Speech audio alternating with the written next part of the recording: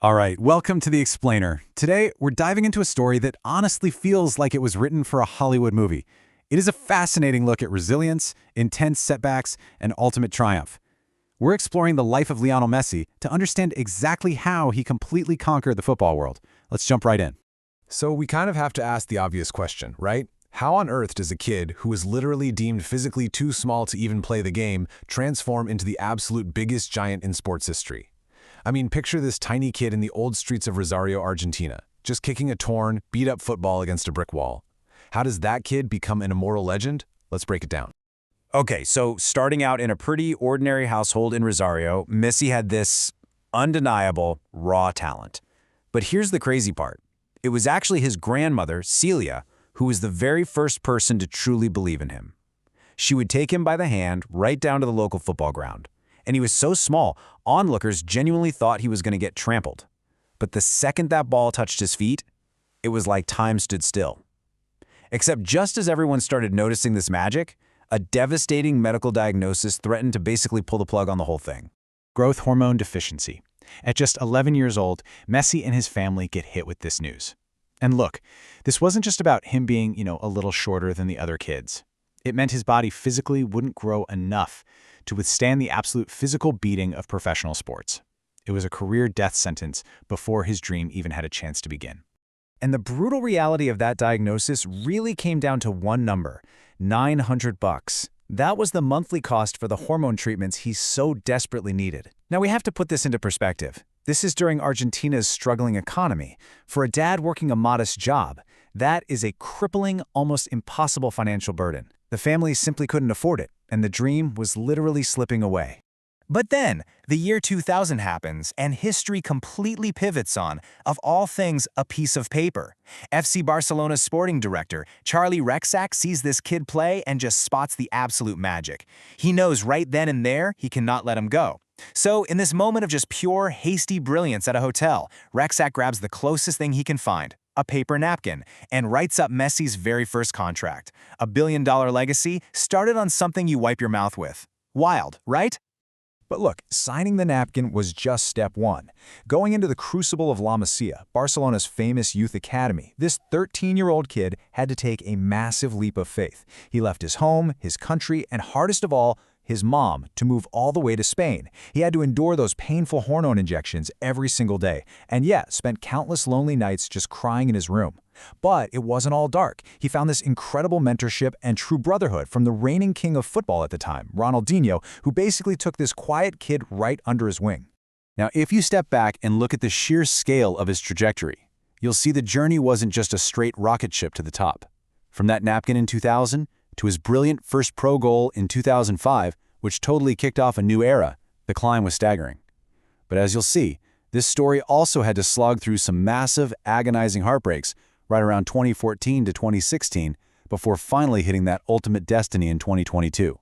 Before we dive into those dark times, though, we really have to talk about what kept the guy sane.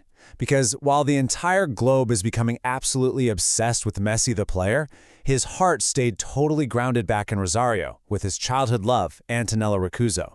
She is, without a doubt, the deeply human side of this football god. And the timeline of their bond is just incredible. They met when they were only 5 years old. Through all the insane fame, the massive distance of him moving to Spain, and just the sheer passage of time, that connection never broke. Antonella, along with their 3 boys, Diago, Mateo, and Ciro, became the absolute foundation of his life. Whenever the weight of the global pressure got completely unbearable, his family was his safe haven and grounding force. And believe me, that pressure did become unbearable. The expectations were soon going to push him into what is arguably the darkest, most psychologically draining, and just heartbreaking phase of his entire career. Because there was this brutal duality to his life at this point. Over in Barcelona, he was winning absolutely everything, breaking every record, hailed as the undisputed global king of the sport. But the second he put on that Argentina shirt, man, it was a completely different story. 3 lost finals, intense, relentless national criticism. People in his own country were actually questioning his loyalty, calling him too Spanish because he left when he was a kid. It was an incredibly harsh contrast. Just imagine the crushing weight of this for a second. First, the absolutely gut-wrenching loss in the 2014 World Cup final. then falling short in the 2015 Copa America final, and then, impossibly, losing the Copa America final yet again in 2016. 3 massive consecutive international finals, all ending in total agony. The tears on the pitch, the painful near misses, it's a level of sporting trauma that's honestly hard to even wrap your head around. And it broke him. It finally just broke him. In 2016, totally crushed by the relentless pressure and impossible expectations, Lionel Messi makes this devastating announcement. He resigns. He steps away from international football entirely. And for a minute there, it really seemed like the story of Messi on Argentina was just going to end in pure tragedy. But wait, this is exactly where the story flips. Don't go Leo. Suddenly, all across Argentina, and honestly around the whole globe, fans are pouring into the streets, blowing up social media, holding up signs with those exact words. It was this massive emotional turning point. The very same people who were criticizing him were now desperately begging him to come back. They realized what they were about to lose. They needed him. And I think, more importantly, he realized he still needed to chase that ultimate dream. So, the resurrection begins, because that's what true champions do, right? They rise after falling. Driven by this deep love for his country, Messi comes back.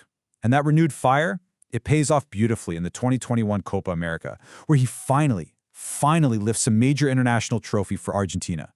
The curse was broken, and the stage was totally set. Which leads all of that resilience to one specific day, December 18th, 2022. Look, if you follow football even a little bit, this date is permanently etched into your brain. This was the greatest, most dramatic match in the history of the sport, playing out under the lights in Qatar. It was the ultimate climax, the World Cup final, a totally insane high-intensity clash against Kylian Mbappe.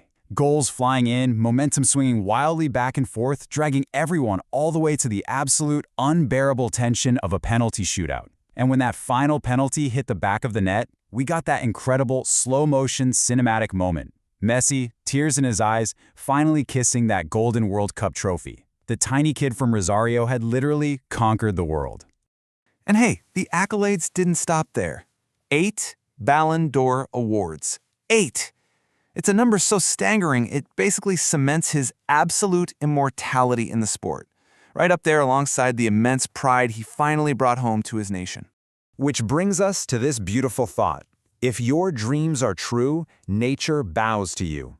You know, every time Messi scores, he does that iconic celebration where he points 2 fingers up to the sky.